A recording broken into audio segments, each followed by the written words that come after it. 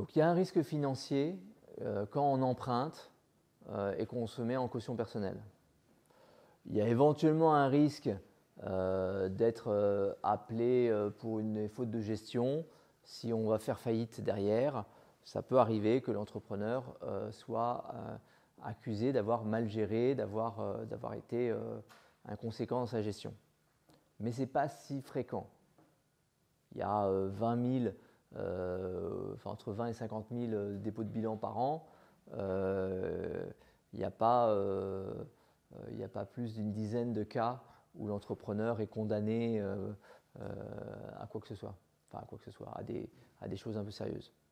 Ça arrive qu'éventuellement on lui dise qu'il est interdit de gestion pendant 2-3 ans, 2, 3, 4, 5 ans, mais c'est en général parce qu'on pense qu'il vaut mieux l'éloigner un peu de la gestion de l'entreprise pendant un temps, parce qu'il n'a pas été bon, parce qu'il a été dangereux pour les autres. Bon, maintenant, la notion de risque, c'est toujours très relatif, le risque. Hein, c'est très, très relatif, mais pas dans le sens que vous évoquiez tout à l'heure, mais plutôt sur le sens, vous êtes en voiture, vous roulez à 180 dans une belle Mercedes, sur une autoroute, la route est sèche, grande ligne droite, vous n'êtes pas en risque. Tout d'un coup, votre voisin vous dit, tu sais, ici, il y a un radar tous les kilomètres. Oups, vous allez vous retrouver à 130 et vous allez avoir exactement le même sentiment de risque. C'est relatif, le risque. Moi, ça fait près de 25 ans que je roule en scooter dans Paris. Alors, il y a un moment, rouler à 50 km/h avec un petit 50 cm3 et des freins à tambour, je me suis dit que ce n'était pas très sérieux, notamment le moment où j'ai commencé à avoir des enfants. Je me suis dit qu'il fallait faire attention au père supposé de mes enfants. Et donc, du coup, j'ai commencé à essayer d'upgrader un peu mon scooter. Donc, je suis passé à un 80, puis à un 125, et puis des disques de plus en plus sérieux, de l'ABS à l'avant, à l'arrière, etc. Et donc aujourd'hui, j'ai un C1. Un C1, c'est-à-dire que c'est le scooter de BMW qui est avec une bulle protectrice autour, fait en acier, déformable, avec les ceintures de sécurité et ABS avant-arrière. On n'est pas très très loin de la sécurité qu'on a dans une voiture. Sauf qu'au lieu de rouler à 50, je roule à 90. Je pense qu'il n'y a pas besoin d'avoir fait de la physique de haut niveau pour savoir que je ne suis probablement pas aussi safe que je pourrais le supposer. Donc, le risque est quelque chose de très très très relatif. Alors, on va vous dire, mais quand tu sors d'école, tu sais, c'est beaucoup plus sûr de rentrer dans un grand groupe. Bon, bah c'est bien, il y a des gens qui savent prévoir le futur apparemment. Maintenant, quel grand groupe? Parce qu'un grand groupe, ça a une durée de vie moyenne de 21 ans. Donc quand vous entrez dans une entreprise, un grand groupe, la probabilité que ce groupe disparaisse dans les 30 ans ou 40 ans que va durer votre carrière me paraît être assez forte. Alors, moi, quand je suis rentré dans la vie professionnelle, les diplômés des meilleures écoles, ils avaient un trio de tête qui était Paribas, Suez, et puis, je ne sais pas quel était le troisième, enfin, IBM ou un truc comme ça. Bon, IBM aujourd'hui, c'est sympa, mais enfin, c'est encore vivant. Paribas, ça a été racheté par BNP. Je peux vous assurer que jamais, jamais, jamais, ils ne seraient rentrés chez BNP. Maintenant, ils y sont. Et puis, pire encore, ceux qui se retrouvaient dans la banque Indo-Suez, qui était de la haute finance, se sont fait racheter par le Crédit Agricole, qu'ils surnommaient le Crédit Patate, qui était un signe de grande bienveillance à l'égard du Crédit Agricole et de haute considération à l'égard du Crédit Agricole. ils ne seraient jamais rentrés en sortant d'une grande école dans le Crédit Agricole, et maintenant ils y sont. Mais ça, à la limite, ce n'est pas très très grave, sauf que c'est quand même un sujet de ne plus être dans l'organisation qu'on avait visée initialement. Les gens qui étaient rentrés chez Elf Aquitaine, quand ils se sont fait racheter par Total, quelque part, ça voulait dire que leur carrière, elle va toujours être sous un gars de chez Total. Donc, ce n'est pas complètement neutre. Maintenant,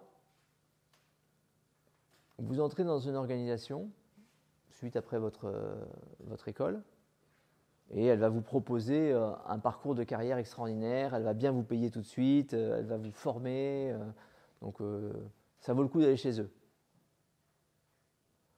Ce qui fait que vous allez passer les 15 premières années de votre carrière à bosser, c'est ce que vous savez faire, hein, donc vous bossez, à avoir un salaire assez décent, une vie de famille un peu limitée, parce que tu comprends, il faut que tu investisses pour ta carrière, et vous allez vous retrouver 15 ans plus tard au siège social. Vous allez monter dans les hiérarchies. Et là, vous allez passer la plus grosse partie de votre temps à faire des réunions, des comptes rendus et des reportings. C'est-à-dire qu'en 10-15 ans, vous allez vous déprofessionnaliser. Vous allez perdre tout savoir-faire. Et à 50-55 ans, au moment où vos enfants sont en train de faire des études supérieures coûteuses, vous allez devoir envisager une réorientation de votre carrière.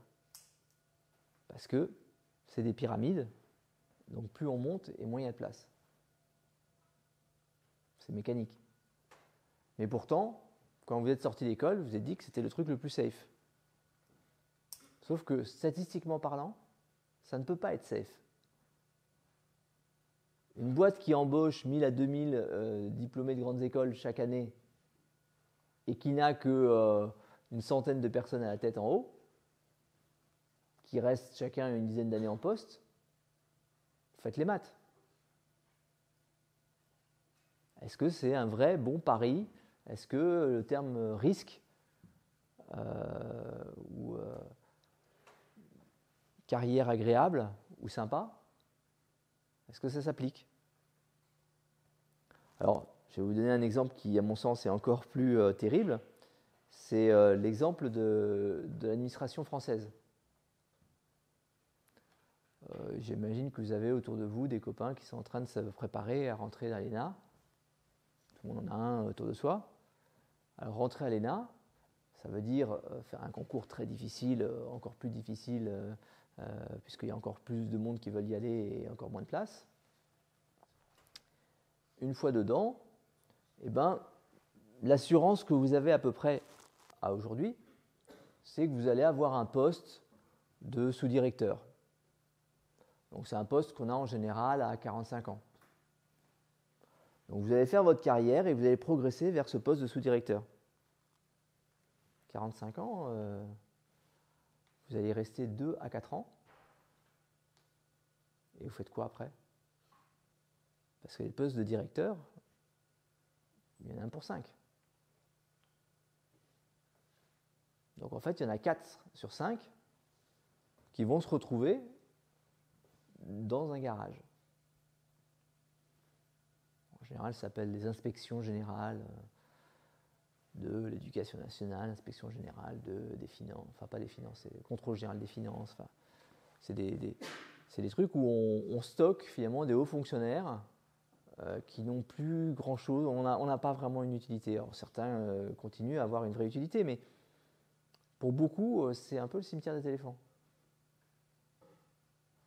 Alors, on me dirait, au moins ils sont sûrs d'être payés jusqu'à la fin, etc. Je dis, de quoi est-ce qu'on est sûr de nos jours? Hein, l'armée française se débarrasse chaque année de 10% de ses effectifs. Là, c'est un truc qui est nouveau. Et ils le prennent sur tout le côté de la pyramide. C'est pas seulement les mecs en bas, ils écrètent toute la pyramide. Bon, ils font ça de manière relativement sympa, etc. Et là, dans l'administration française, on commence à voir des réductions d'effectifs. Ça va être intéressant. Donc, ça pour dire quoi?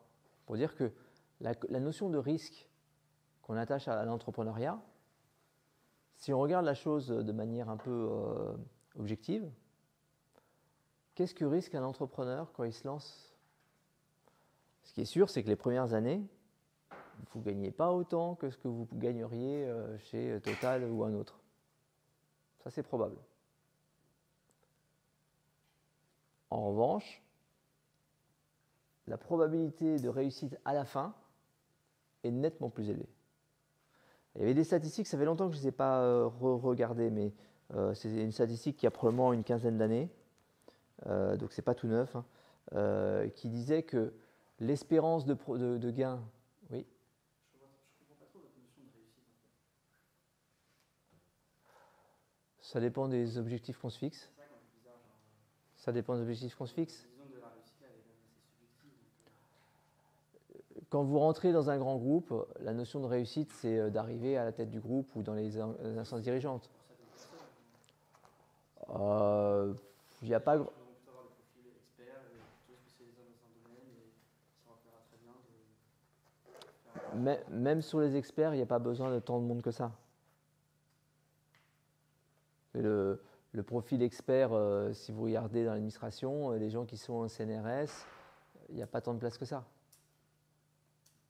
Mais je suis tout à fait conscient du fait que la réussite est quelque chose de très très varié. Mais néanmoins, quand on regarde dans les grandes masses, les gens convergent tous à peu près vers les mêmes critères de réussite. Vous avez tous travaillé beaucoup pour arriver dans votre école. C'est pour des motivations différentes les uns et les autres certainement, mais quelque part vous avez convergé. Il y a un système qui est fait pour ça. Hein. Moi j'ai un de mes enfants qui allait faire l'EPFL. Donc là il vient d'y entrer, donc vous avez entendu parler? L'École Polytechnique Fédérale de Lausanne. Juste quelques chiffres pour que vous compreniez. Le budget de l'EPFL, c'est 1 milliard d'euros par an. Je ne sais pas si vous voyez ce qu'est le budget d'ici. 100 millions. Un rapport de 1 à 10. Il y a à l'EPFL, l'autre chiffre qui est intéressant, c'est qu'il y a 3 élèves pour un enseignant. Pour un enseignant / chercheur. Bon. Maintenant, donc a priori c'est un bon deal. Et le coût des études c'est 2000 francs suisses par an. Bon. Il est allé la semaine dernière présenter le PFL aux élèves de terminale de son lycée. Donc il était à Franklin. Donc je ne sais pas si vous voyez ce qu'est Franklin. Donc c'est un lycée parisien qui est un des gros pourvoyeurs de préparationnaires, donc c'est la machine à faire des préparationnaires. C'est une très belle école, très sympa, et quand il allait leur expliquer qu'il avait fait le PFL, toutes les questions qui lui étaient posées, c'était du type mais tu n'avais pas d'autre choix, n'est-ce pas? Si, j'ai été pris à Stan. Mais t'étais quoi?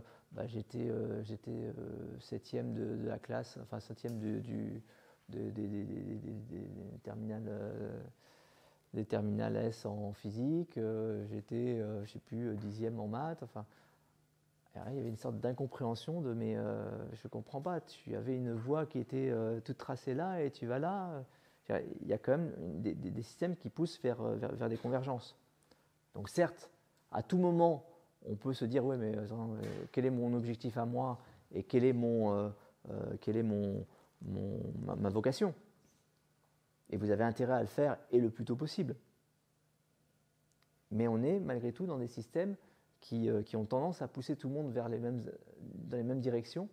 Et quand on ne se pose pas le sujet sur la table, on se met dans des zones de risque importantes, à un moment donné. Parce que justement, mathématiquement, il n'y en aura qu'un sur 10 qui va réussir, donc que vont faire les 9 ? Les 9 autres, je vous rassure, ils ne vont pas mourir. Hein. Non, mais ils vont finir consultants de 55 à 65 ans. Et ça va être un peu une forme de déchéance sociale pendant un temps, puis après ils vont s'apercevoir que c'est tout à fait sympa, agréable, que c'est une vie comme une autre, et que finalement par rapport à ce qu'ils faisaient dans le grand groupe, c'est pas forcément moins intéressant. Mais néanmoins, si on leur avait dit ça au moment où ils se lançaient dans leur carrière, ils auraient probablement mis moins d'énergie là-dessus, peut-être un peu plus sur leur vie de famille, peut-être un peu plus sur leur projet à eux, je ne sais pas. Donc là, cette notion de risque, elle est encore une fois très très relative. Je vais ajouter une dernière chose. Un entrepreneur qui fait faillite, sauf à avoir été un gros con pendant toute sa vie, il n'est jamais seul. Il a des tas d'autres entrepreneurs autour de lui qui sont désolés de le voir s'écrouler comme ça, qui d'ailleurs ont envie que ça ne se passe pas et qui sont prêts à l'aider, et qui en plus peuvent avoir besoin de lui parce qu'ils ont toujours des projets qui, s'il y avait un mec comme lui pendant quelques mois qui m'aide là-dessus, ça me permettrait de débroussailler, d'avancer, etc. Mon constat, c'est que les entrepreneurs, ils ont eu à faire un travail que les autres n'ont pas fait. L'entrepreneur, il ne peut pas laisser des trucs dans l'ombre. Il ne peut pas dire, de toute façon, la compta, c'est le service comptable, moi, ça ne me concerne pas. Et les contrats, le service juridique m'a donné les contrats et moi, ça me suffit. Et puis, la question du financement, il y a un service financier pour ça, hein, moi, il ne peut pas. Et donc, ça l'oblige à mûrir beaucoup plus vite que les autres. Et tous mes entrepreneurs qui ont eu à un moment ou à un autre, pour une raison ou pour une autre, qui ont eu besoin de faire un petit tour dans les grands groupes pendant quelques mois, souvent c'est des entrepreneurs qui sont allés un petit peu loin dans une direction, qui sont un petit peu mis en danger, et puis du coup ils ont besoin de retrouver un peu d'argent, etc. Ils vont passer 5-6 mois dans une organisation quelle qu'elle soit. Tous reviennent choqués de voir à quel point ils étaient au-dessus en termes de compétences, en termes de compréhension du business, en termes de comportement, à quel point ils étaient au-dessus de leurs camarades de même âge qui étaient rentrés dans la boîte depuis toujours. C'est assez étonnant. Après, il faut le vivre, il faut le savoir, hein, mais c'est ce que moi je constate de ma pratique. Good. Qu'est-ce que je voulais vous dire là-dessus ? Je pense que c'était bon pour... Ouais, ça va être bon.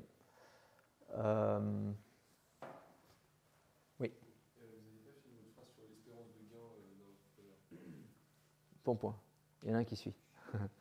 Donc, ce qu'ils avaient calculé, c'est qu'ils avaient comparé l'espérance de gain sur une carrière d'un entrepreneur patron de petite PME de province.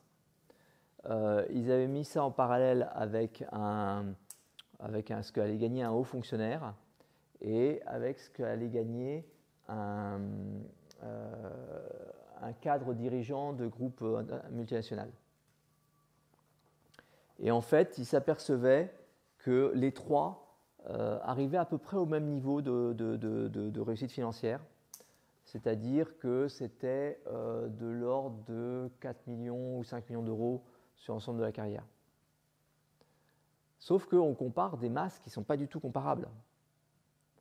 C'est-à-dire que quand on parle d'un patron de PME de province, il y en a beaucoup, beaucoup plus qu'il n'y a de dirigeants de grands groupes multinationaux ou qu'il n'y a de dirigeants de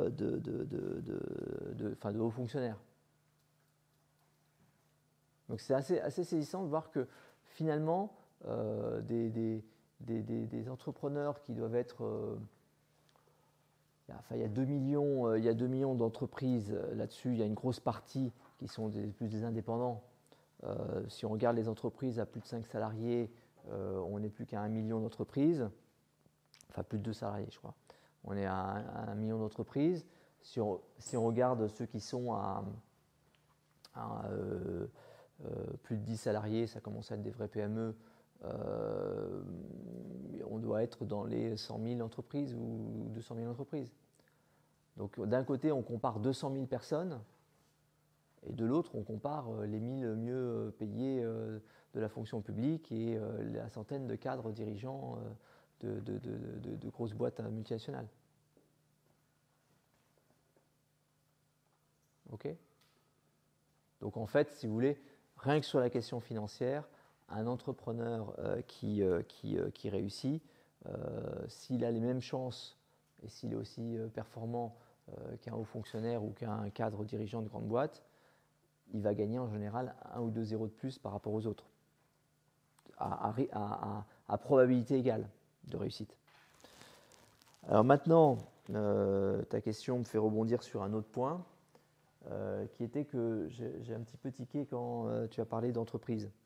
Parce qu'en fait, les entrepreneurs, c'est n'importe où. C'est pas, dans la définition que j'ai donnée, il n'y a rien qui se réfère à l'entreprise. Hein. C'est des gens qui ont un besoin de contrôler leur destinée et un besoin de réaliser des challenges. Ça peut être dans toutes sortes d'organisations. Du moment que c'est des organisations qui sont à leurs mains, donc qu'ils contrôlent. Alors, moi j'ai un grand-père qui est décédé il y a 10 ans, mais il était militaire. Donc il était officier général de haut niveau, il faisait partie du top 10 de l'armée française, et puis il est parti à la retraite. Et là, il voyait qu'il y avait des problèmes qui n'étaient pas pris en compte par les gens, donc il s'en est occupé. Donc il a monté une petite association. En fait, il avait monté avec ma grand-mère quelques années avant, mais bon, il s'est un peu consacré à cette petite association. À sa mort, c'est-à-dire 30 ans plus tard, cette petite association avait 500 salariés.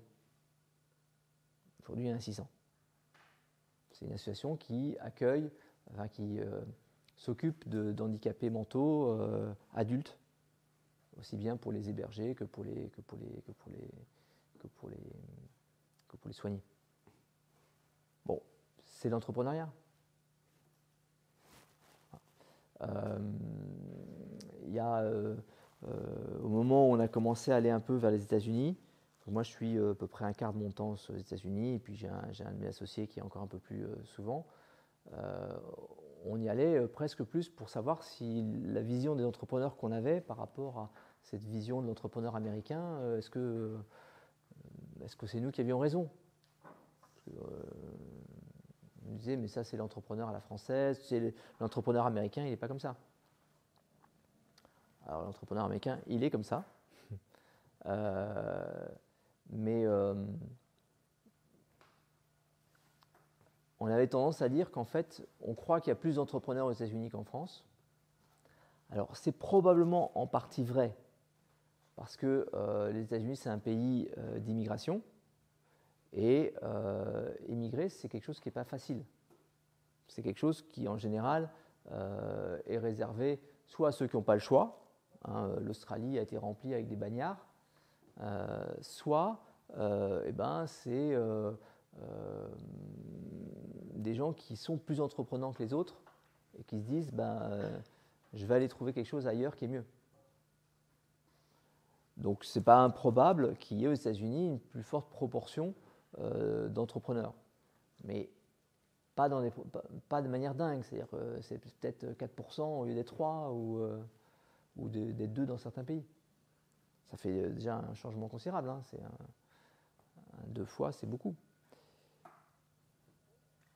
Mais ce qu'on disait, c'est que finalement, en France, le discours, c'est « Ne dites pas à mes parents que je suis entrepreneur, ils me croient patron d'un festival d'art lyrique dans le sud de la France. » C'est-à-dire qu'il y a un moment où ça paraît tellement peu valorisant socialement d'être entrepreneur que pour certains, ils essaient d'expliquer qu'ils ne le sont pas, alors qu'en fait, ce qu'ils font, c'est très clairement de l'entrepreneuriat. À la limite, fonder un parti politique de zéro ou un syndicat de zéro, ça peut être une démarche entrepreneuriale tout aussi bien. Donc du coup, d'ailleurs, nous, moi, je ne suis pas un grand fan de la séparation entrepreneuriat social, entrepreneuriat RSE, etc. Enfin, les entrepreneurs, ils entreprennent. Bill Gates, aujourd'hui, il entreprend dans la santé publique. C'est une forme d'entrepreneuriat. Est-ce que ça vous paraît décrire à peu près bien ce qu'est un entrepreneur, ce qui ne l'est pas? Juste, monsieur, du coup, Oui. entrepreneur, du coup, c'est pas vraiment une profession à proprement parler. Effectivement. C'est un trait de personnalité. Oui, d'accord avec ça. C'est plus un état d'esprit. Un état d'esprit, une personnalité, un trait de personnalité, certainement, oui. Oui, tout à fait. De fait, il y a tellement de formes d'entrepreneurs différentes, il y a tellement de façons de monter une entreprise ou une organisation différente que c'est difficile en fait de le décrire par ça. En revanche, vous apercevez que quand les gens disent « Ah ouais, non, mais lui c'est un entrepreneur », c'est en général lié à une personnalité. Donc, ouais, c'est ça. Vous voulez dire que c'est quelque chose qu'on a par nature ou... Ah, très bonne question. Est-ce qu'on est par nature entrepreneur ou est-ce qu'on apprend? Alors, c'est une grosse question philosophique. Qui on est, comment est-ce qu'on le devient et comment est-ce qu'on change? Il y a des gens qui pensent que c'est la construction de notre naissance, de nos parents, de notre milieu familial, de notre expérience de vie, etc. Moi, j'ai plutôt tendance à être dans cette pensée-là. Je pense que ça met tellement de temps à se construire que ça ne se change pas comme ça. Maintenant, avec du travail, on arrive à changer à peu près tout. En particulier en matière de cognition, où justement on a un cerveau qui a une telle plasticité qu'il n'y a pas grand-chose qu'on ne puisse pas changer. Ça prend du temps et du boulot. Et du coup, la question d'après, c'est pourquoi est-ce que ce serait souhaitable de vouloir se mettre dans un type d'état d'esprit et de manière d'être qui est finalement assez inconfortable. Puisqu'en fait, l'entrepreneur, il n'est jamais confortable. Il n'est jamais content, heureux, satisfait. Donc à la limite, j'aurais tendance à dire à ceux qui ne sont pas entrepreneurs, tu sais, c'est plutôt pas mal de ne pas être entrepreneur. C'est plutôt une malédiction que d'être entrepreneur. Bon, maintenant, qu'est-ce qu'on peut faire pour changer de personnalité, pour changer de qui on est, ou en tout cas pour adapter qui on est vers plus dans une direction ou dans l'autre? C'est un truc très important, parce que c'est par ce biais qu'on arrive à s'améliorer. C'est-à-dire qu'à chaque fois qu'on se considère, qu'on se met dans une boîte, qu'on se dit « moi je suis comme ça », on est en train de figer sa capacité à évoluer. Moi, de toute façon, j'ai toujours été feignant. Bon, bah, ok. Donc, tout ce qu'on va faire va être de se montrer et de montrer aux autres que c'est qui on est. Alors qu'en réalité, on est beaucoup plus divers que ça. Vous pouvez reprendre l'idée du diamant. Il y a plein de facettes dans le diamant. On peut se focaliser sur une facette, mais on peut décider que finalement, la facette qui est de l'autre côté m'intéresse beaucoup plus. Donc certes, on est fainéant, mais en fait, on s'aperçoit que sur les trucs qui nous intéressent, on n'est pas du tout fainéant. Bon, ben, c'est une bonne occasion pour redévelopper l'image qu'on a de soi-même et l'image qu'on projette auprès des autres. Et c'est ça qui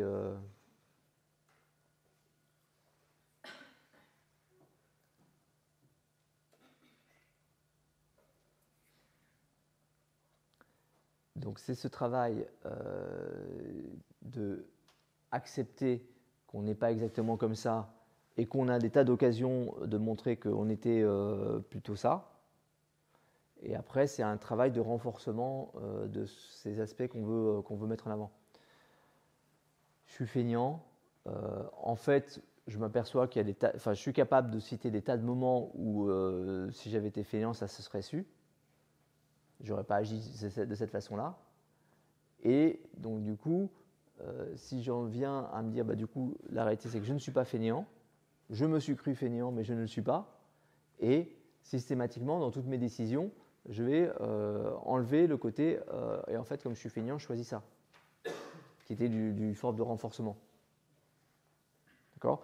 Si vous voulez une bonne façon de se représenter cette chose-là, ce concept, c'est le cerveau est un organe qui a besoin le cerveau est un organe qui a besoin d'économiser le plus possible l'énergie qu'il utilise. D'accord ? Le cerveau, ça représente à peu près 2% de la masse de votre corps. En termes d'énergie consommée, on est à 25%. C'est déjà un truc qui pompe beaucoup. Hein, c'est une anomalie dans le corps. Mais, donc ça veut dire d'une part, on ne peut pas aller beaucoup plus loin. Il faudrait arrêter des activités qui sont vitales. Et du coup, on cherche à optimiser au maximum son usage. D'où cette notion de raccourci mental que le cerveau utilise en permanence dans tout ce qu'on fait.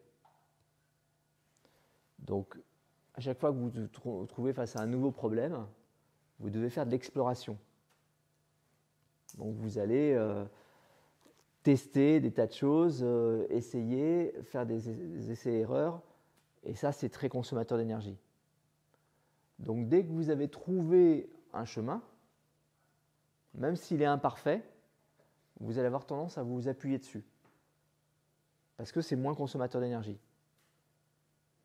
Et plus vous allez travailler ce problème, et plus ce chemin va devenir un sentier, une route, une autoroute, une 4 voies. Et du coup, vous allez vous appuyer dessus comme système simple et facile. Je vous dis ça avec des termes comme ça, mais c'est des choses qu'on constate en biologie. C'est-à-dire que les réseaux neuronaux qui sont utilisés régulièrement développent une gaine de myéline autour des axiomes, donc qui sont les espèces on fait de la biologie maintenant. Alors, le neurone, c'est un noyau,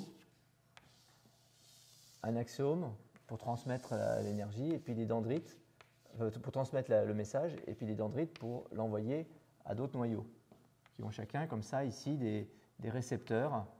Et donc, les dendrites, quand ils sont excités, elles envoient des neuromédiateurs, des neurotransmetteurs, donc des messages qui vont passer et qui vont activer un neurone.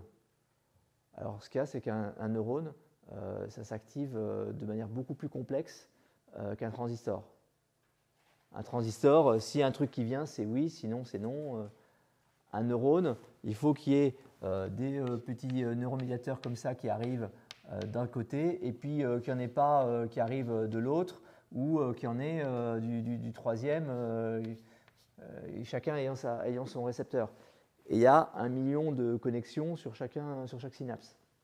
Donc quand il y a des gens qui vous disent que l'intelligence artificielle c'est pour bientôt, ça va être un peu compliqué quand même. Parce qu'on n'est pas dans du binaire, et même le quantique en est loin. Ça veut dire oui, non, je lance un signal. Et le signal, là derrière, c'est des espèces de vannes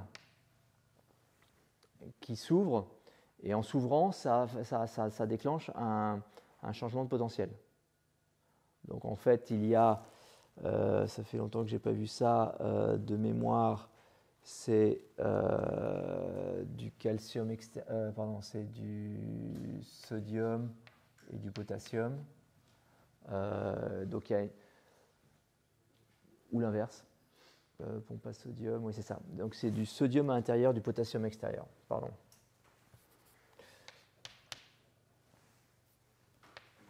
Voilà.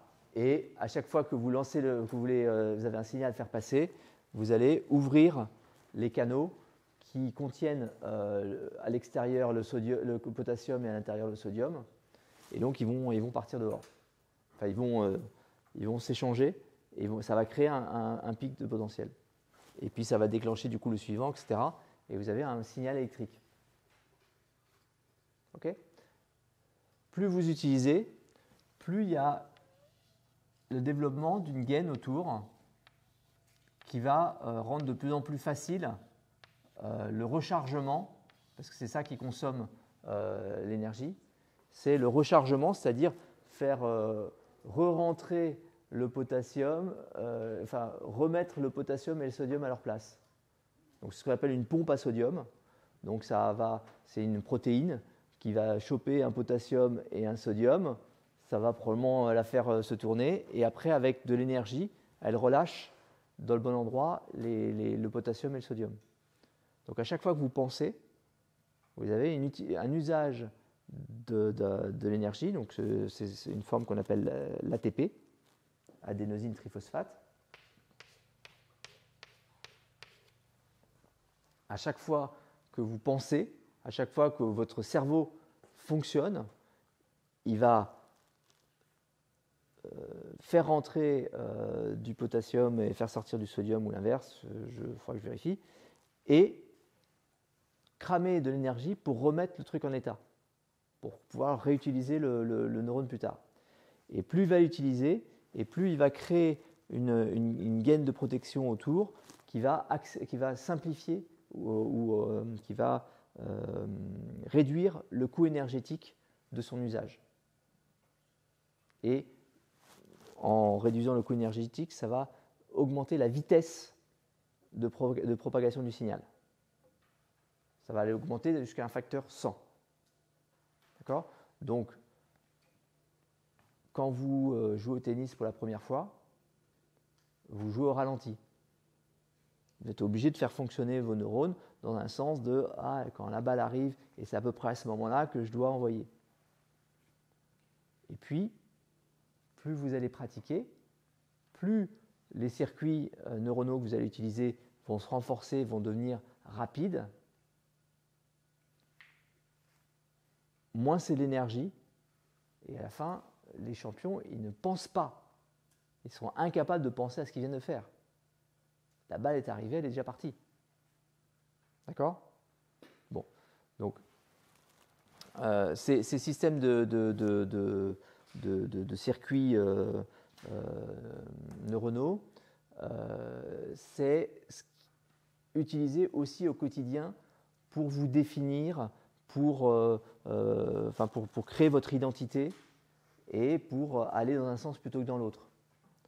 Donc du coup, à chaque fois que vous vous dites à vous-même « moi je suis feignant », eh ben, ça renforce ce circuit neuronal.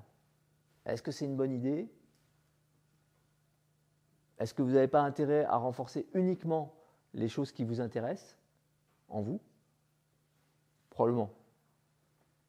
Donc, pour savoir si on veut devenir entrepreneur et qu'on ne l'est pas, encore une fois, à supposer que ce soit une vraie bonne idée, ça demanderait de se reprogrammer, donc de passer son temps à montrer que tous les aspects de notre personnalité qu'on met en avant sont ceux-là.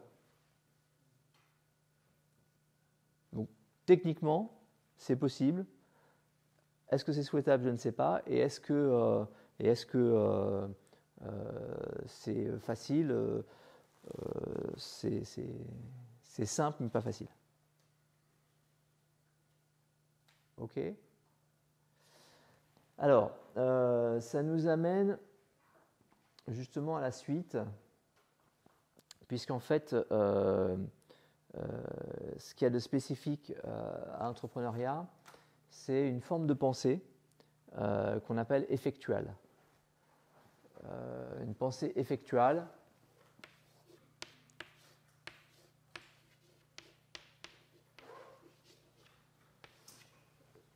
donc c'est un terme qu'on doit à une chercheuse américaine d'origine indienne qui s'appelle Sarasvati.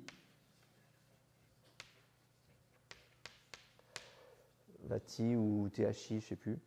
Je crois qu'il y a un H. Et qui est une chercheuse, en fait, elle travaillait dans son labo avec comme directeur de recherche un prix Nobel. Donc ça aide toujours. Et donc notamment, sa thèse, elle a pu la faire au contact d'entrepreneurs de haut niveau et à qui elle a demandé de résoudre des problèmes à voix haute.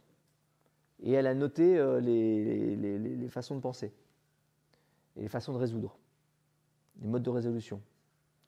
Et elle s'est aperçue que ce n'était pas du tout comparable à ce qu'on apprend dans les livres. Donc, la méthode classique, a priori, c'est de dire, voilà, j'ai un problème, un objectif, je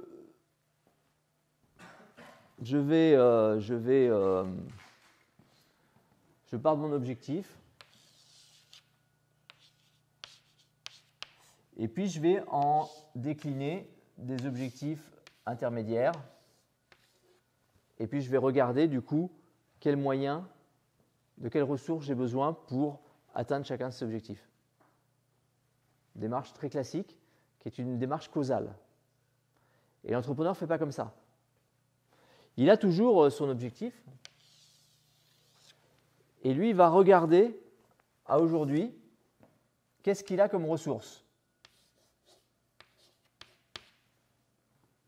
Comme ressources, ou comme ressources, ça peut aussi être des ressources en temps, en hommes, enfin.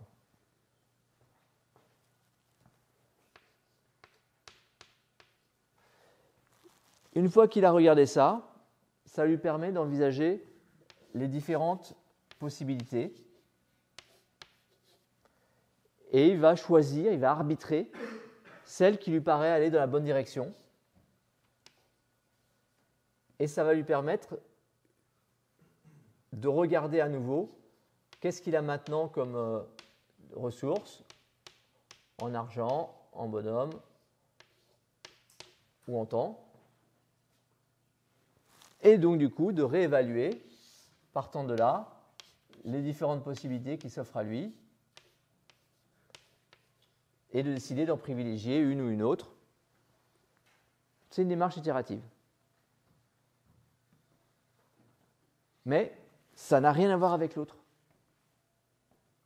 D'ailleurs, c'est la cause d'une grosse opposition entre les investisseurs qui sont sur des démarches très causales, et les entrepreneurs qui sont sur des démarches très effectuelles.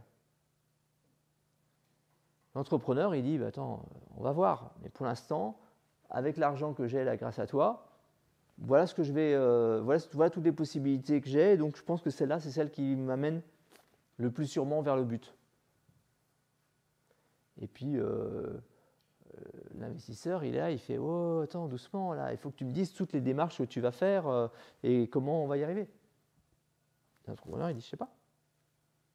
Je ne peux pas savoir. Je ne peux pas deviner le futur. Je peux dire que globalement, c'est dans cette direction-là. Ça, oui.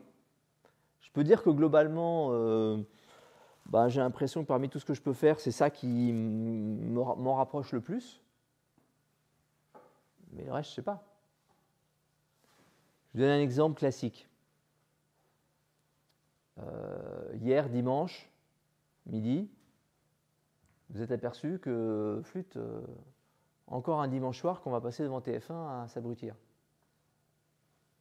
Vous dites, ce qu'il faudrait faire, c'est un dîner du dimanche soir. Ça n'existe pas, ça.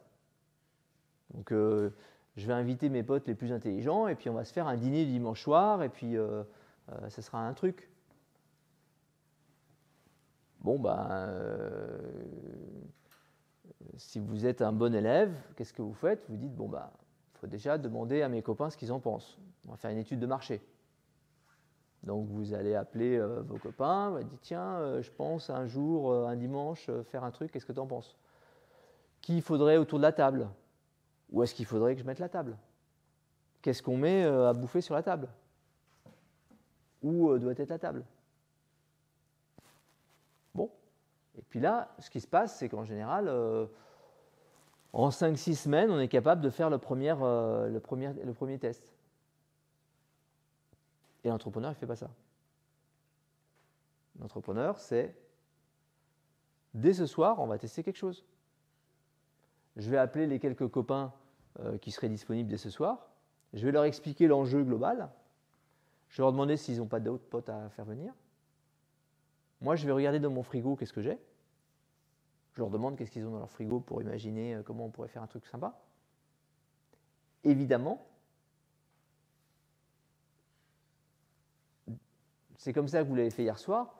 Dimanche prochain, vous n'allez pas attendre le dernier moment pour appeler tout le monde et ouvrir vos frigos, etc. Ce n'est pas une ode à l'imprévoyance et à l'inconséquence.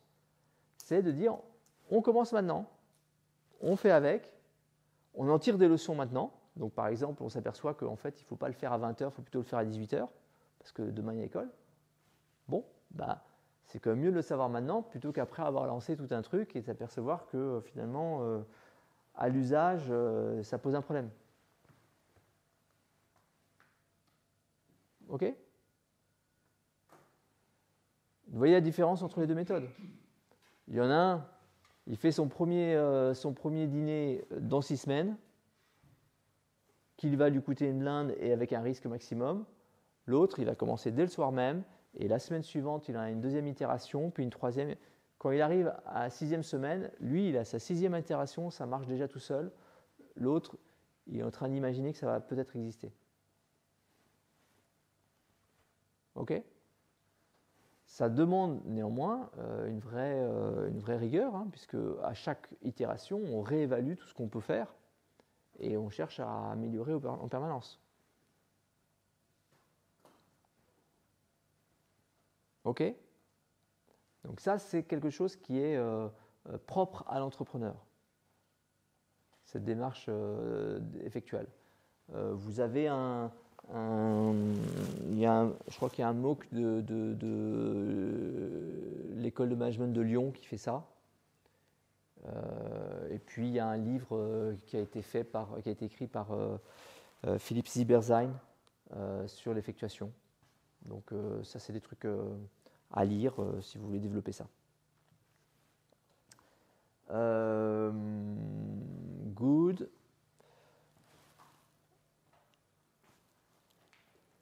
Donc c'est la deuxième fois que je vous mets en avant le fait que les investisseurs, ce n'est pas forcément la bonne idée pour l'entrepreneur.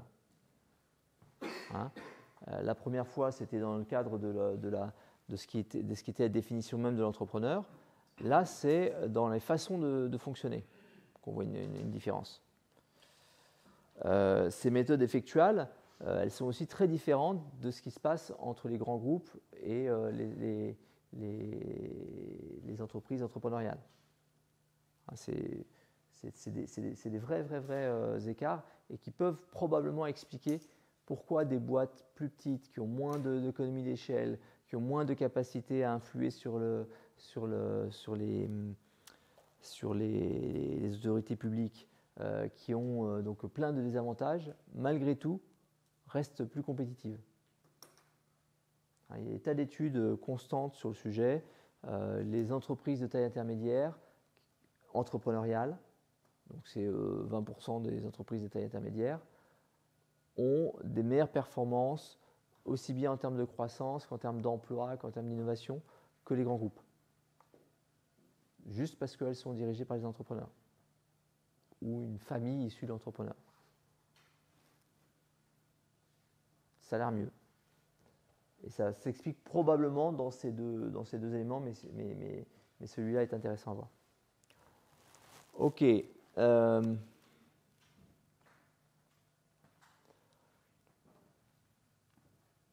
Donc venons sur la question du rôle de l'entrepreneur. Alors, c'est une question qui tient en deux parties, en fait. La réponse tient en deux parties. Il y a un rôle qui est quasiment d'ordre hiérarchique, et il y a un rôle qui est de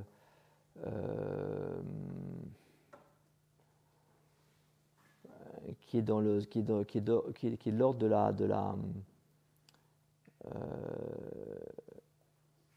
est de l'ordre quasiment métaphysique.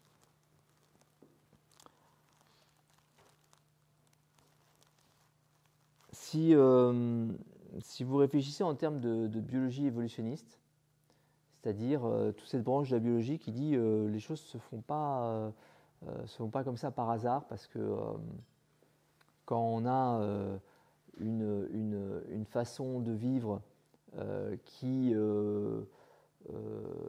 coûte trop cher en termes d'énergie, en termes de nourriture qu'il faut aller trouver, en termes de... en général, ça a été abandonné. Pourquoi est-ce qu'un animal va se mettre une carapace ? Probablement parce que globalement, si c'est du poids en plus, c'est quand même une forme de protection qui a permis à un nombre suffisamment grand de malgré tout survivre.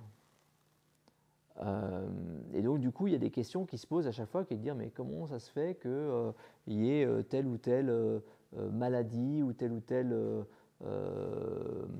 mutation qui est subsistée à aujourd'hui. Par exemple, les gauchers par rapport aux droitiers.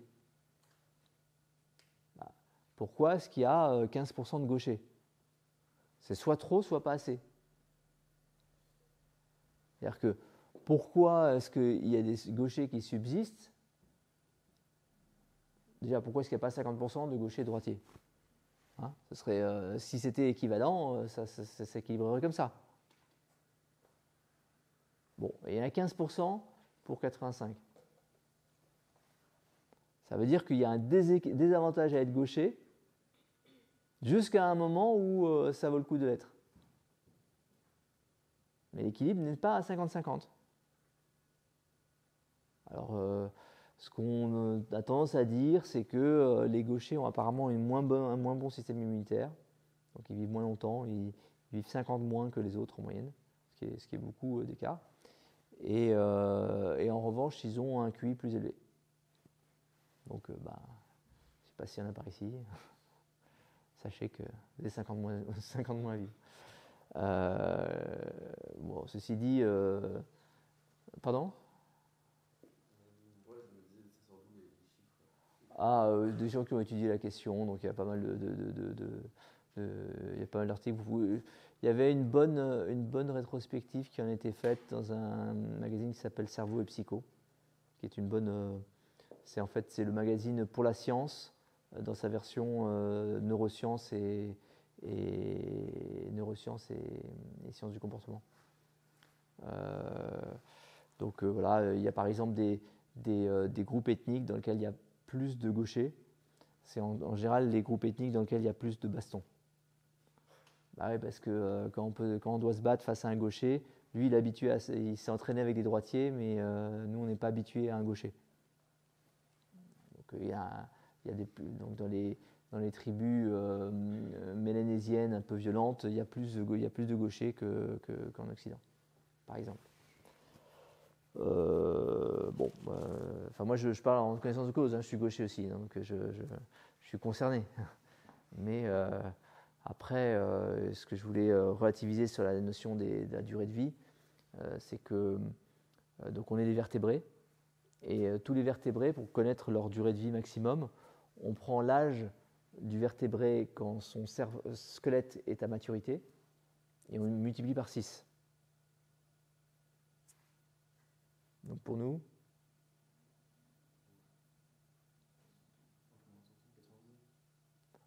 120 ans. On a un squelette qui a maturité à 20 ans. Donc, ouais, C'est 20-21 ans. L'âge où on est à taille maximum, c'est à peu près ça. C'est le squelette qui compte. Et donc, on prend n'importe quel animal vertébré, on regarde la taille où il est le moment où il atteint sa taille maximum, et on multiplie par 6, et ça fait sa durée de vie. Donc, on est fait pour durer jusqu'à 120 ans. Aujourd'hui, les statistiques ne sont pas très brillantes, puisqu'on tient jusqu'à 78 ans en moyenne.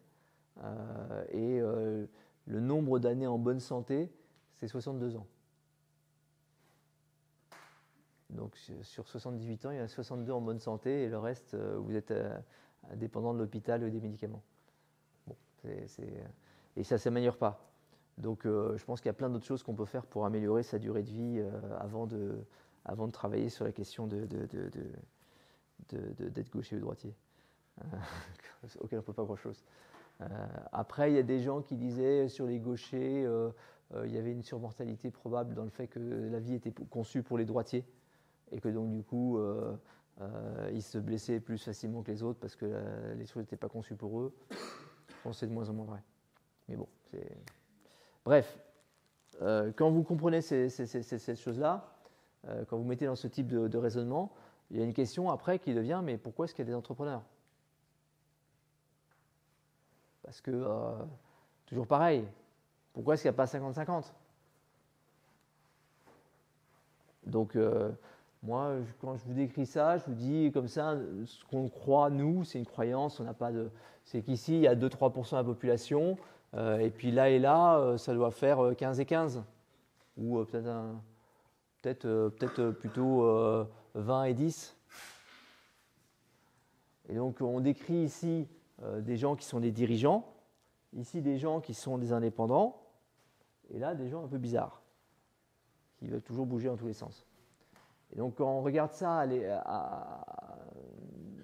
l'échelle de l'humanité, vous savez de quand date notre espèce ? À peu près ? Pardon ? 60 ? Millions ? Ah non. 60 millions, les premiers sapiens qui soient divergents des grands singes, c'est 3-4 millions d'années. Ça fait quelque temps déjà. 3-4 millions d'années, c'est vachement loin. Le moment où on est Homo sapiens sapiens, c'est-à-dire conscient d'exister, conscient d'être, on estime ça quelque part entre moins 70 et moins 300, moins 400, dans ces eaux-là. On ne sait pas très très bien. Il n'y avait pas d'écriture. On n'a pas des traces très très nettes. Mais par exemple, vous trouvez en Afrique du Sud des restes de campements, d'installations de sapiens, donc des gens qui ont exactement le même squelette que nous, et ils ont des pointes de flèches avec des traces de poison dessus, et avec une colle, des traces de colle pour coller sur la lame de la flèche. Donc des techniques qui étaient encore utilisées par les Bochimènes au début du siècle. Donc il y a 70 000 ans, vous rencontrez les Bochimènes aujourd'hui, vous avez nos ancêtres il y a 70 000 ans.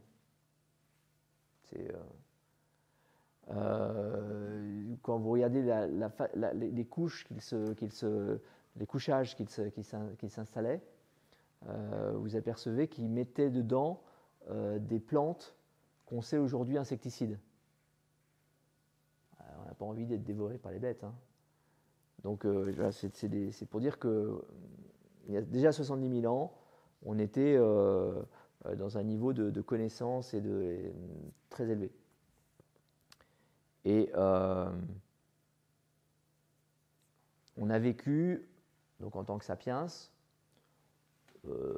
entre 70 000 et 200, 300 000 ans, comme chasseurs-cueilleurs, ou comme chasseurs en fait.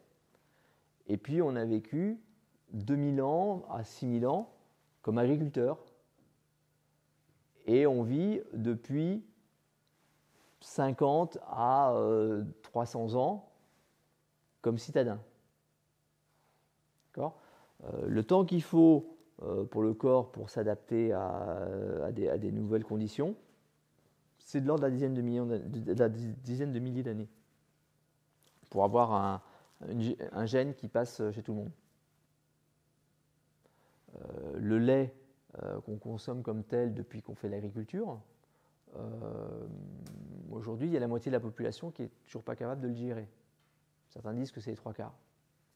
Donc ça fait moins de 10 000 ans que c'est un aliment qu'on peut utiliser, et aujourd'hui encore, c'est pas très net.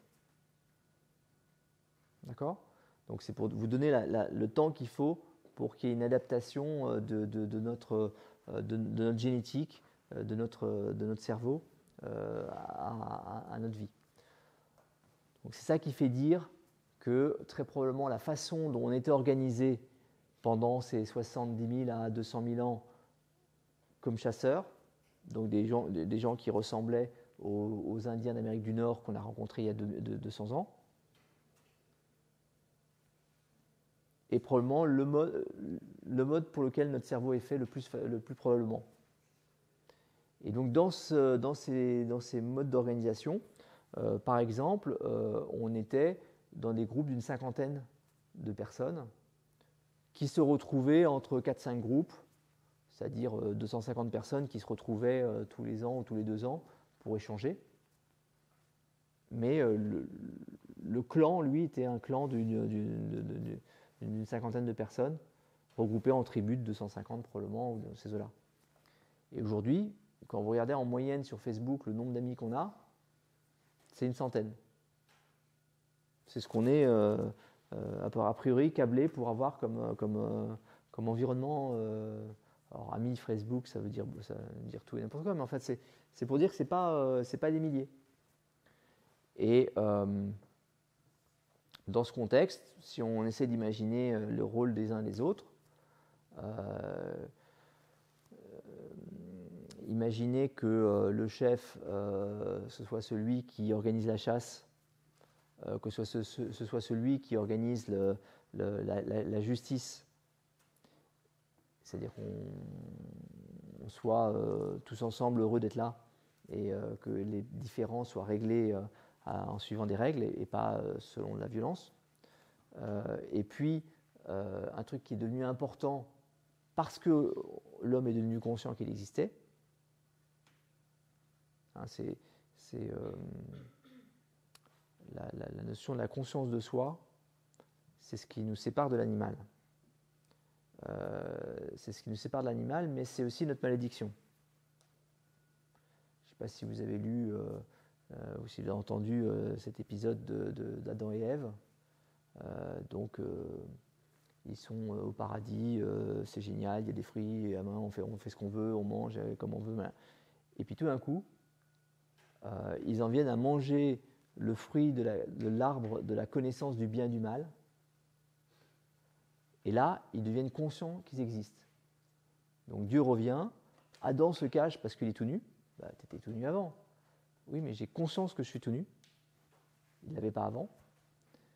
Et Dieu dit à Ève, et tu enfanteras dans la douleur, ce qui n'est pas une punition, c'est une conséquence.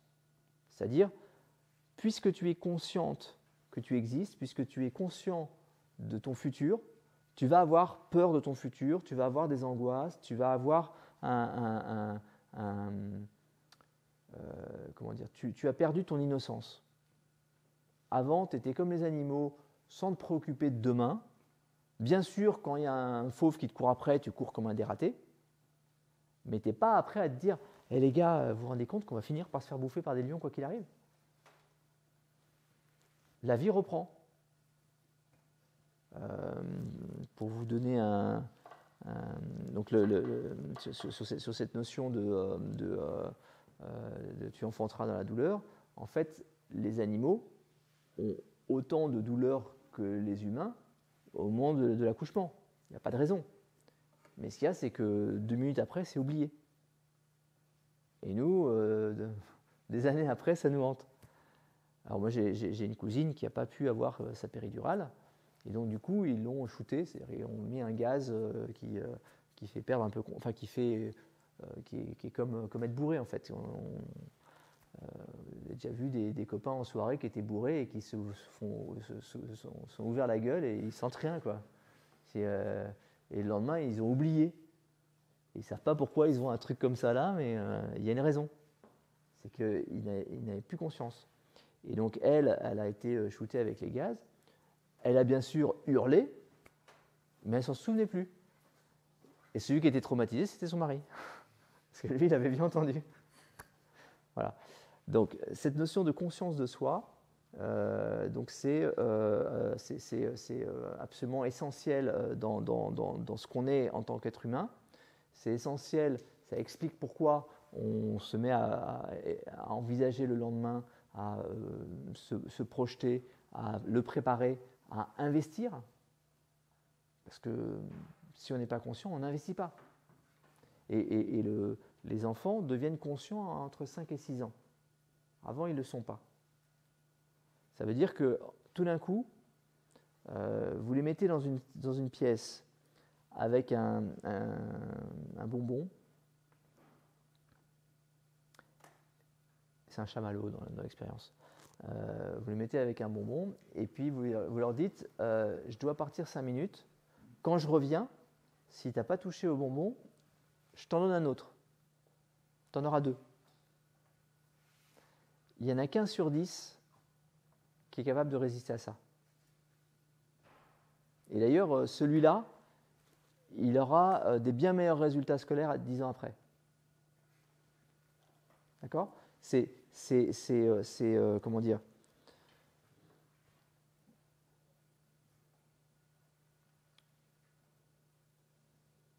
C'est tellement lourd et grave qu'une grande partie de ce que tout le monde fait, c'est d'essayer de perdre conscience. Vos copains qui boivent plus qu'il ne faut en soirée, leur objectif, c'est de perdre la conscience de soi.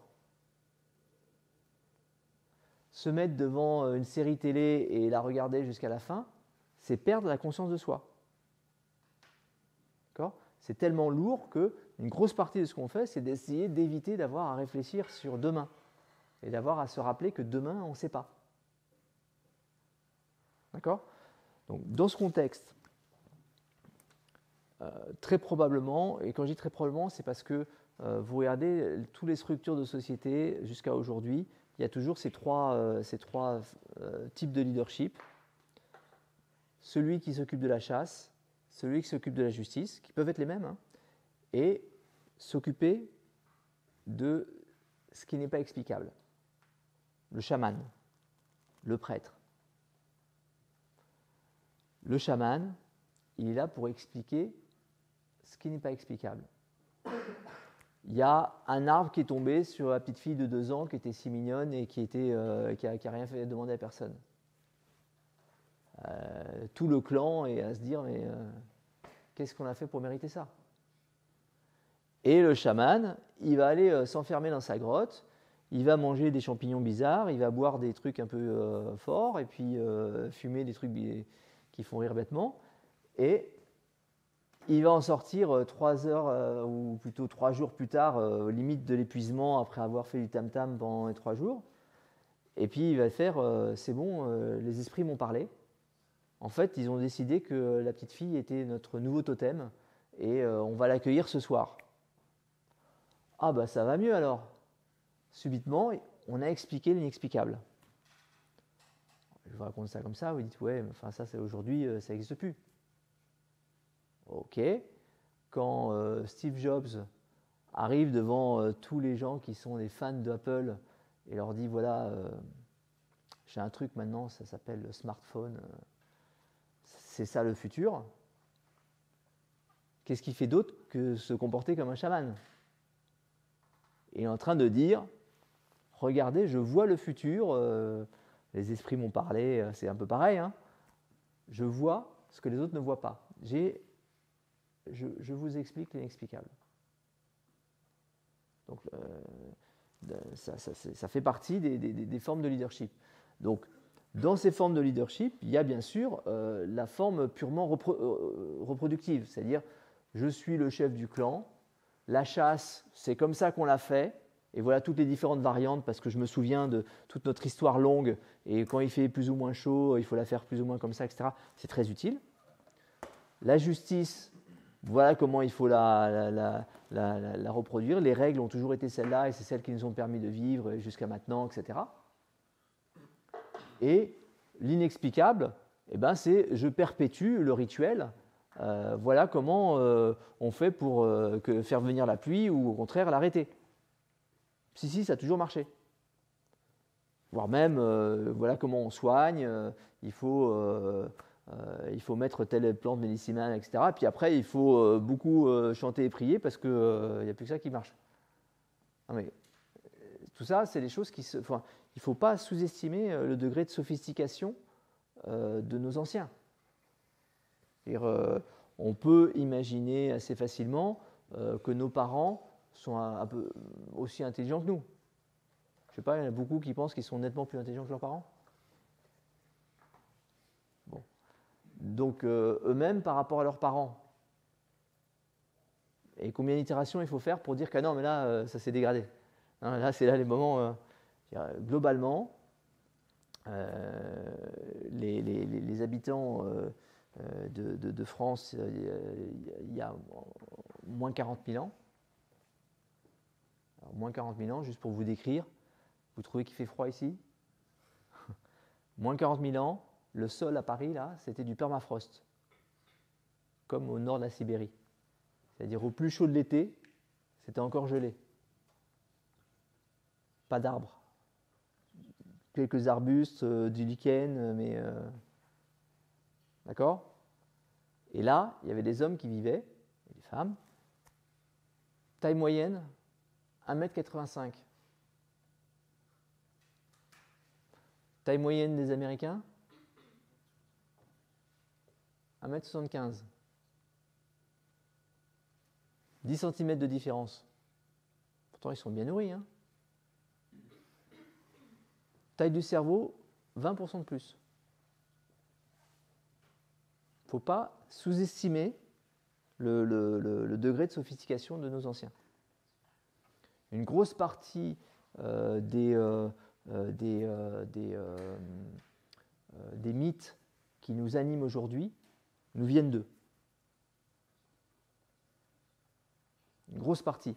La Bible a été écrite 600 ans avant notre ère, mais elle était figée sous forme d'un récit qu'on chantait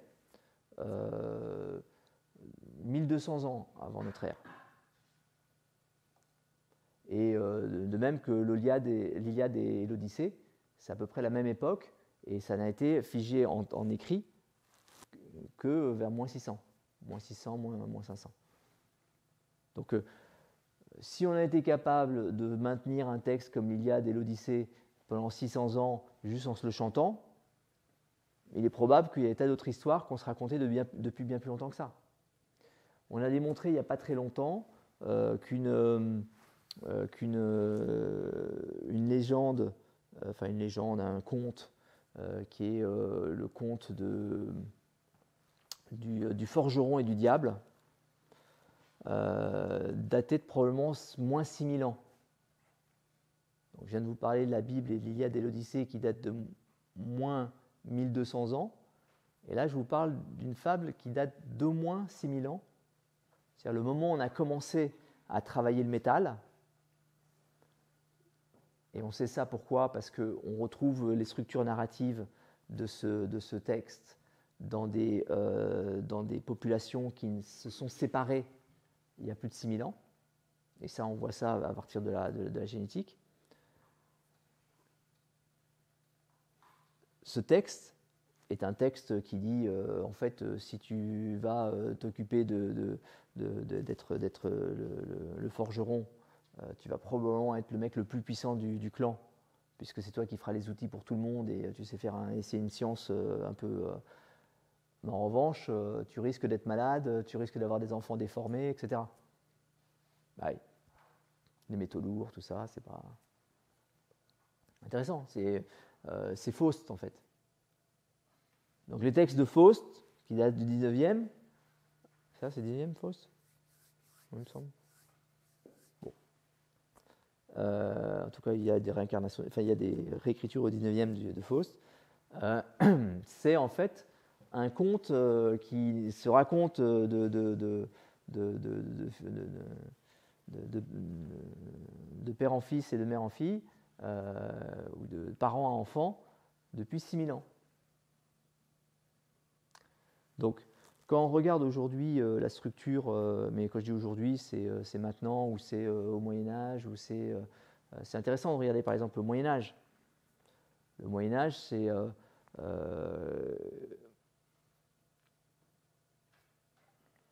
alors, aujourd'hui, on a un réchauffement climatique, mais on n'est pas encore aussi chaud qu'au Moyen-Âge, que la fin du Moyen-Âge, et la fin du Moyen-Âge n'était pas aussi chaud que la période romaine.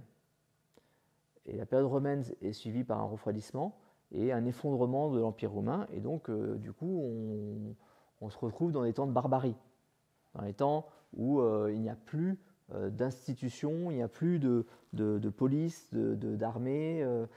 Donc, finalement, c'est probablement un moment où on est obligé de se recentrer sur quelque chose d'essentiel, sur quelque chose qui résonne énormément parce que ça a toujours été notre organisation. Et donc, c'est le moment où on voit naître en Occident ce qu'on appelle la féodalité. Et la féodalité, c'est finalement rien d'autre que de dire, pour se défendre, pour vivre, pour survivre dans un climat aussi terrifiant, il va falloir qu'on se mette en village. Et dans le village, on va essayer de confier la tâche de l'organisation du travail et de la défense et de la justice et de la spiritualité. On va confier ça à l'un d'entre nous, en général le plus ancien. Quelqu'un a fait du latin? Un petit peu de latin? L'ancien?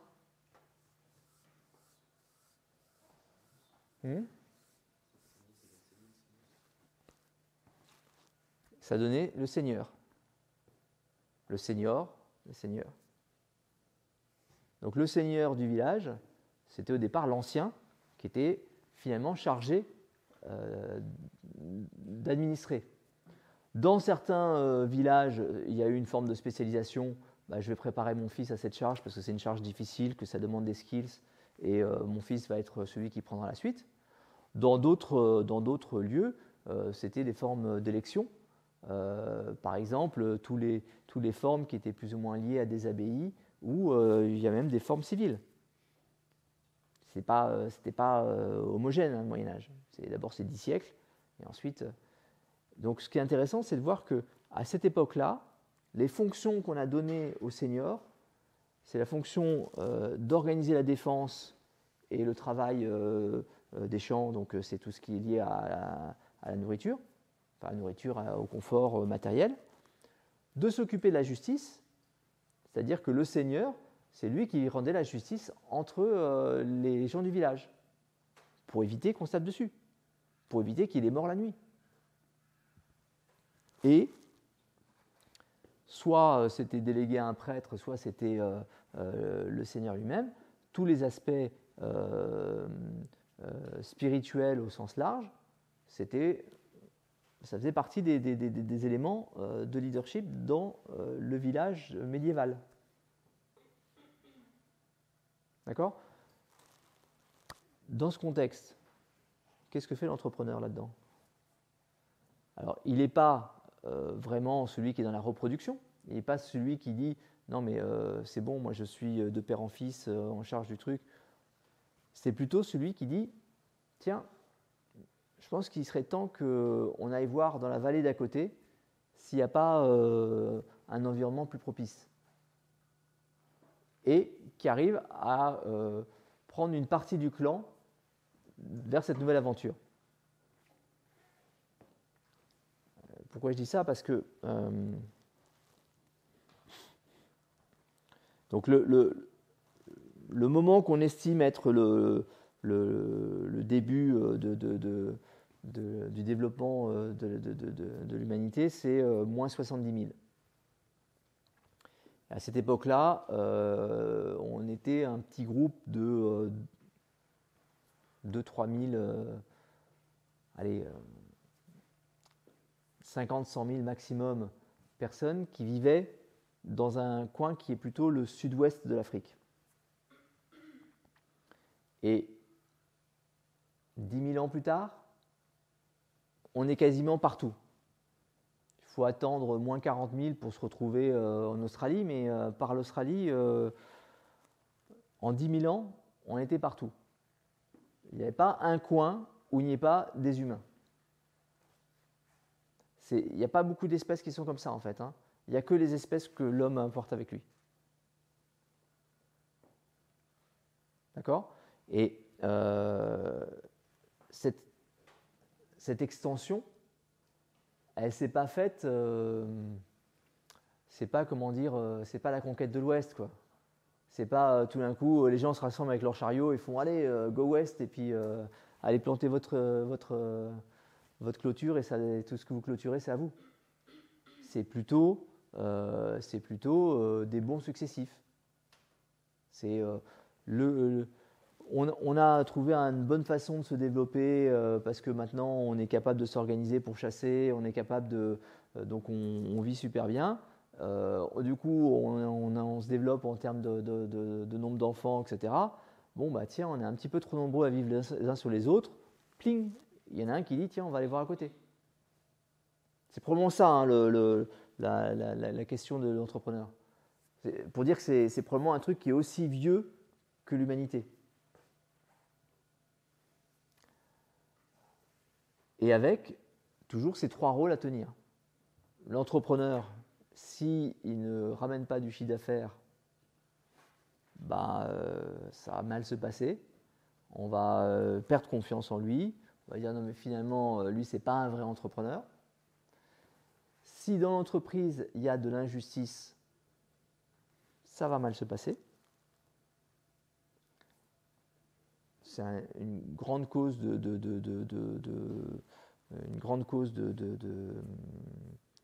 démotivation, l'injustice. Enfin, vous vous souvenez comment ont commencé les histoires de gilets jaunes ? C'était quoi au début ? Mais quoi exactement dans l'essence ? Les taxes. L'injustice de gars qui disent bon, ben, on va vous monter votre prix parce que nous, on n'a pas envie de baisser nos recettes, voire même c'est cool. Plus le prix de l'essence augmente, plus le prix du pétrole augmente et plus on a des recettes. C'est une injustice au départ. Si vous regardez il y a quelques années le printemps arabe, qu'est-ce qui déclenche la révolte du printemps arabe ? Vous vous souvenez de ça ? Non ? Vous ne vous souvenez pas de ça ? Ben, c'est un commerçant qui va s'immoler parce que la veille, il a eu un problème avec des policiers qui ont confisqué sa marchandise et que c'est injuste. Et donc, il va s'immoler dans un bled de Tunisie de 10 000 habitants. Ce n'est pas au cœur de la capitale. Hein. Et c'est ça qui va amener une révolution jusqu'à Téhéran. C'est ça qui va faire sauter le pouvoir aussi bien en Tunisie qu'en Égypte. Et qui probablement, je ne sais pas si c'est la Libye et la Syrie sont directement reliés à ça, mais quand même pas très loin. Si vous regardez au Moyen-Âge, pareil, il y a des chercheurs qui ont essayé de trouver ce qu'il y avait de commun dans toutes les révoltes qu'il y a eu, et il y en a eu beaucoup, parce que je vous dis encore une fois, c'est 10 siècles sur des zones qui sont très diverses, donc des révoltes qu'on appelait des jacqueries, il y en a eu beaucoup. À chaque fois, comme déclencheur, une inégalité. Pas inégalité, une injustice. Déclencheur, c'est lui qui a été trop puni ou pas assez. C'est manifestement très très important pour nous. Ah. Ok. Vous savez que la plupart des gens préfèrent une situation dans laquelle ils ont 25 000 de salaire, mais ils ont le meilleur salaire de la boîte, que d'avoir 50 000 et d'être le moins bon salaire de la boîte. Bizarre, hein? Donc on est manifestement des animaux sociaux et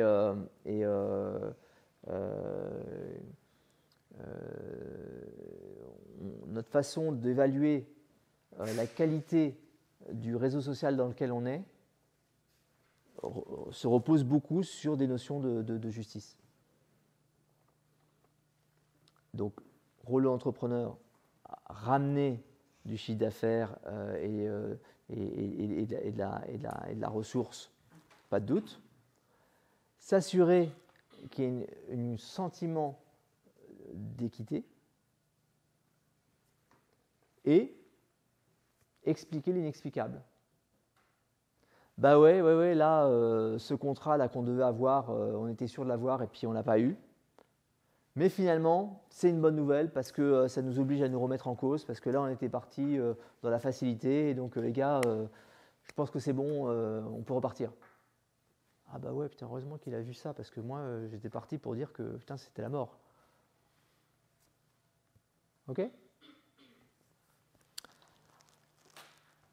Bon. Est-ce que j'oublie rien ? Est-ce que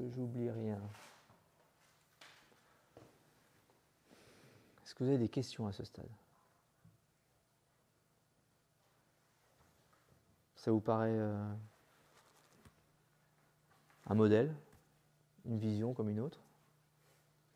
Oui. Le débat d'entrepreneuriat, je voyais ça comme étant très lié au monde de l'entreprise, quoi. Et effectivement, tout le social qui est vraiment derrière, c'est plus intéressant que le signe de lui. Ouais. Non, c'est. Un entrepreneur, vous le voyez dès maintenant dans l'école. Hein. C'est celui qui organise des soirées. Organiser une soirée, c'est pas un truc forcément très économique, quoi. Alors, il y a toujours des malins qui gagnent beaucoup d'argent avec ça, mais c'est pas. C'est presque plus pour le fun qu'on crée autour de soi, etc. Ouais. Good. Alors, l'autre point presque plus métaphysique,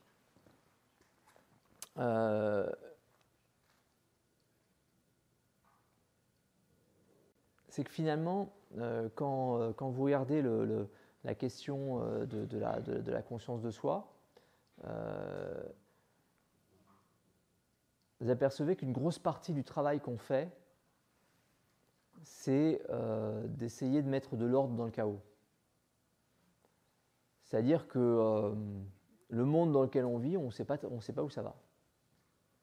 Et du coup, tout ce qui permet soit d'améliorer la vision de où ça va, soit de changer éventuellement les choses pas acceptables dans la direction où ça va, deviennent un objectif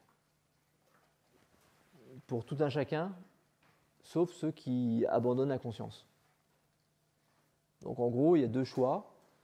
Soit vous rentrez dans le modèle de j'essaie de perdre conscience, c'est-à-dire j'essaie de m'abrutir devant l'internet ou et je vais regarder du YouTube ad nauseum, soit je vais me mettre devant la télé ou même dans un livre en fait. Hein. Vous savez, des gens qui ont des livres, c'est des pages qui tournent et à la fin du livre, ils ne savent pas très bien ce qu'ils ont lu.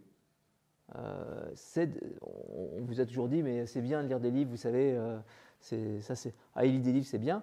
Enfin, si les livres qu'on lit sont des livres qui n'apportent rien, qui ne développent pas ni la connaissance, ni la conscience de soi, ni quoi.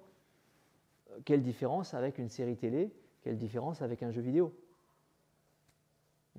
Donc ça, c'est une possibilité. Dans l'autre possibilité, c'est la question de décider d'essayer de mettre un peu d'ordre à sa mesure dans le chaos qui nous entoure. Et quelque part, évidemment, il y a une limite à cet ordre, puisqu'en fait, mettre trop d'ordre, c'est à la fois pas cohérent avec le monde dans lequel on est, et c'est aussi le moment où on fige tellement tout que ça ne peut mener qu'à l'explosion, donc au chaos.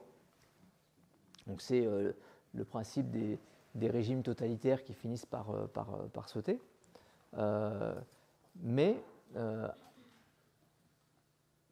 là,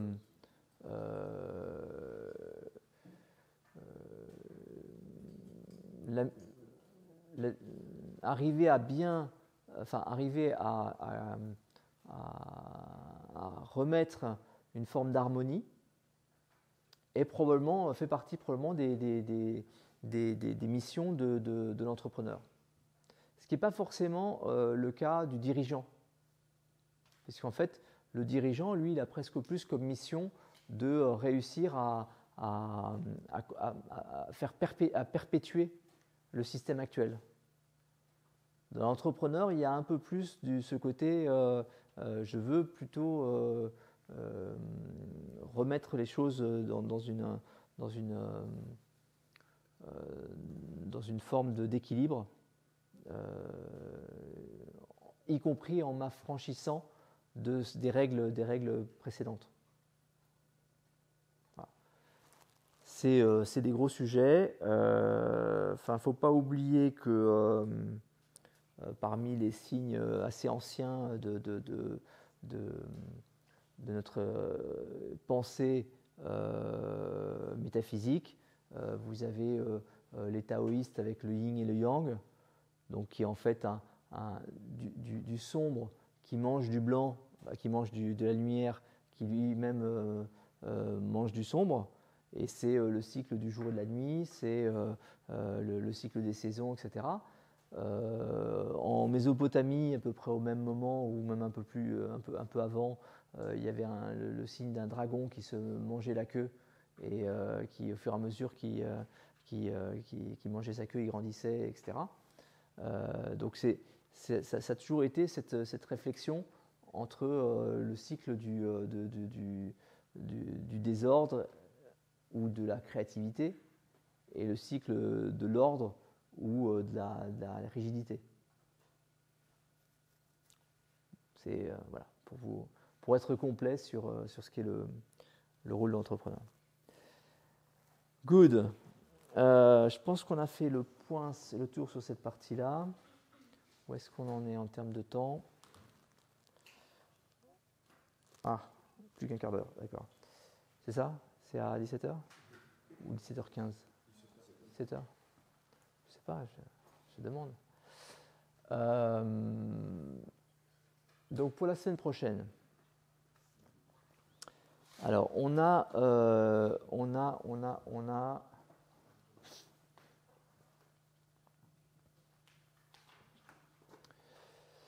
voilà, on va faire ça très simplement. Vous allez m'envoyer votre premier devoir par email. Et moi, je pourrais du coup vous envoyer, parce que j'aurai votre email comme ça, je pourrais du coup vous envoyer cette vidéo sur la comptabilité et l'intitulé de l'exercice qu'il faut rendre. Donc le premier travail, c'est un truc très très simple. Je vous demande juste de faire un premier travail sur un entrepreneur. Donc, s'il vous plaît, essayez de trouver un entrepreneur qui soit un entrepreneur qui a déjà réussi. C'est-à-dire qui a déjà une entreprise qui fonctionne, qui est éventuellement déjà mort, et qu'on se dit, bah lui, effectivement, il a fait quelque chose. Posez-vous la question, toutes les grosses entreprises qui sont autour de vous, qui était l'entrepreneur à l'origine de ça? Je ne sais pas moi, les fondateurs, développeurs de McDonald's, de HP, de IBM, de General Motors, de Ford,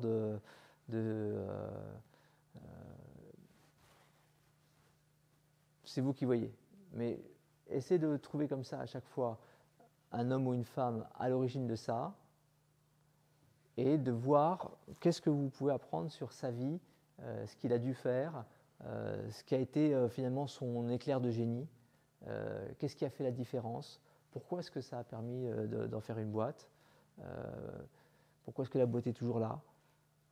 Voilà. Ça, je voudrais juste que vous fassiez ça, mais ce n'est pas forcément un truc très long, c'est moins d'une page.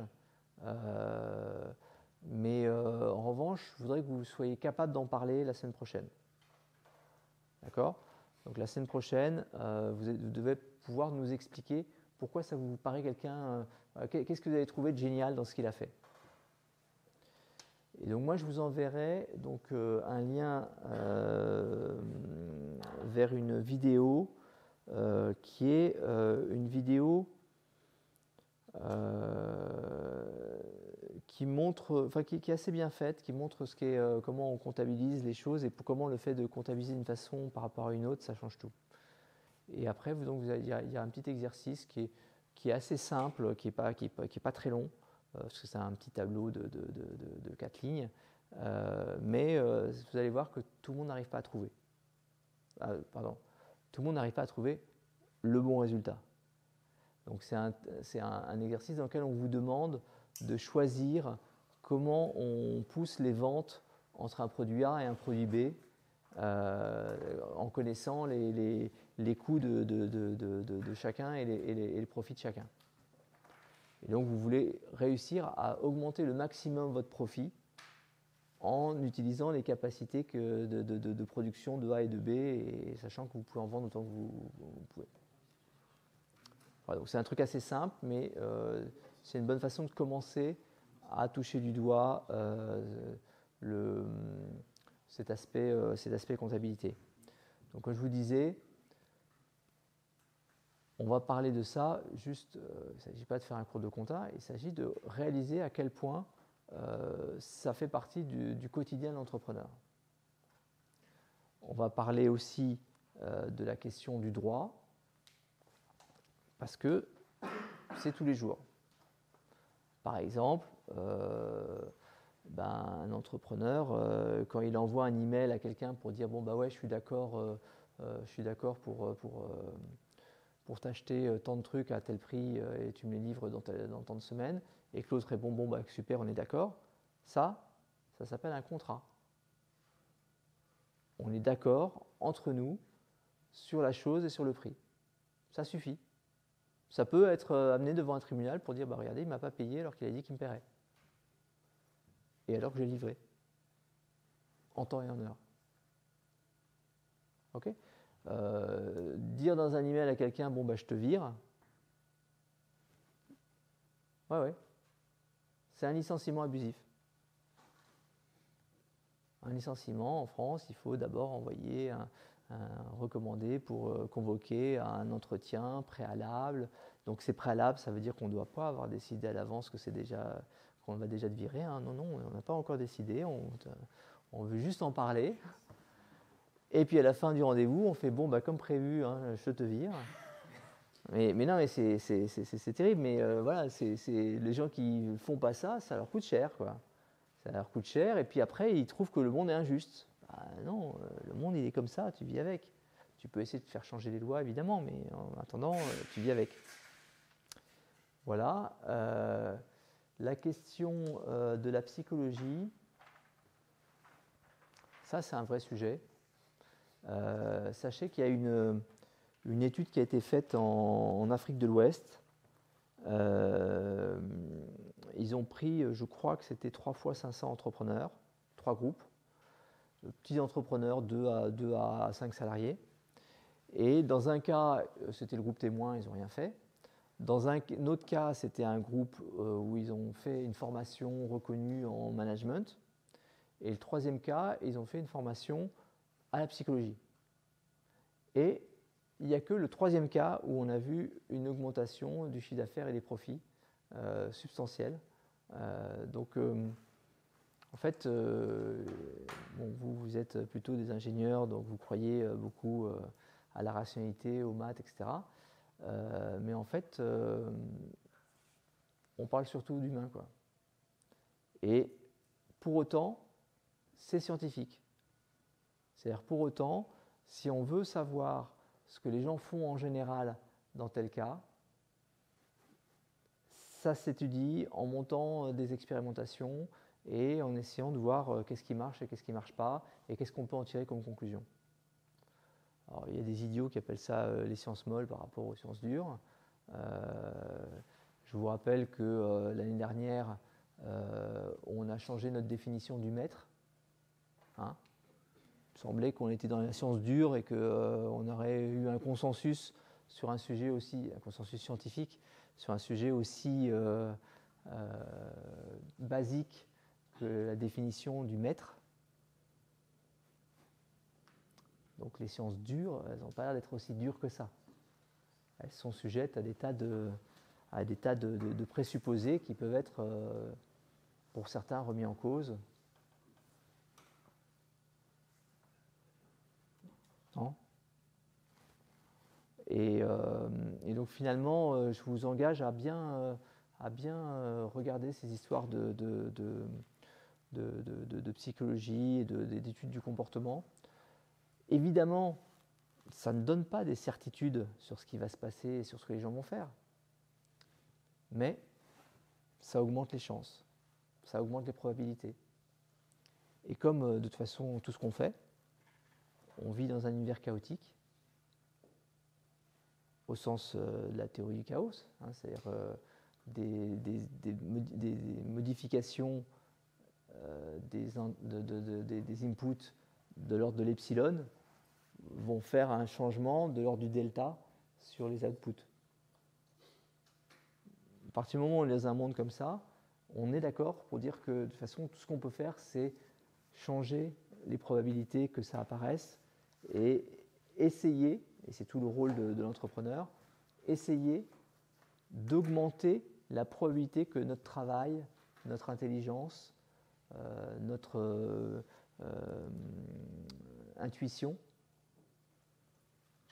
amène à un succès. Tout le monde travaille dur, tout le monde essaie d'être intelligent, tout le monde essaie d'avoir l'intuition. Et la différence entre les uns et les autres, à un moment, c'est la chance, donc la façon qu'on a eue de bien utiliser la chance. Ok ? Ça vous va ? Bon, ben, on se retrouve la semaine prochaine. Alors, pardon, il y a un truc qui va vous être utile, c'est mon email.